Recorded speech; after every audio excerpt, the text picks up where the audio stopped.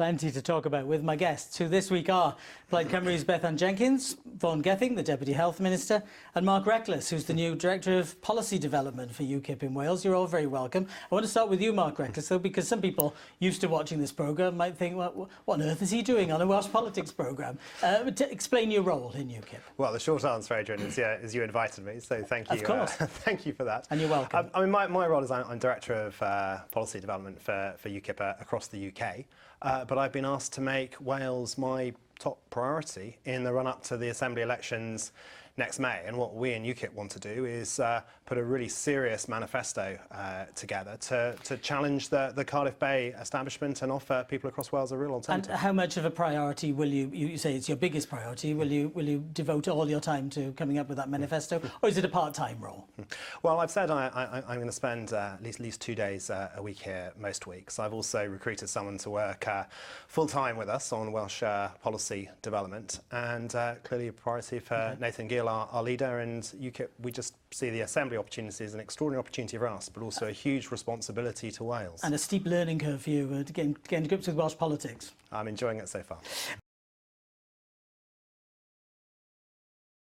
Mark Reckless, how will UKIP contest the Welsh election? This probably represents your best opportunity as a party, certainly here in Wales.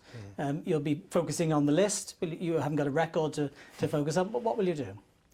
Well, we'll be appealing to people across Wales, and I've spoken already to our parliamentary candidates and to party members, but also to members of the public at policy at ukip.wales.com. We have an email address. We're actually inviting members of the public across Wales to say what are the policy issues they're most concerned of. I mean, can I give you the example of health, where our policy in UKIP is democratic elected health boards. And I think in Wales, where we have that integrated health system, that will apply particularly well in driving up standards and getting proper accountability. I have to ask you whether you're likely to stand in the Assembly election. Are you going to be put on the list as a list candidate? It's an interesting proposition, Adrian. I think I'd probably have to speak to my wife about that one.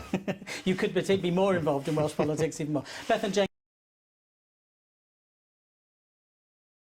Approach to these Mark Reckless, where does UKIP stand on? As you write the manifesto, are you going to say, yes, bring on income tax, we can do X, Y, Z with it?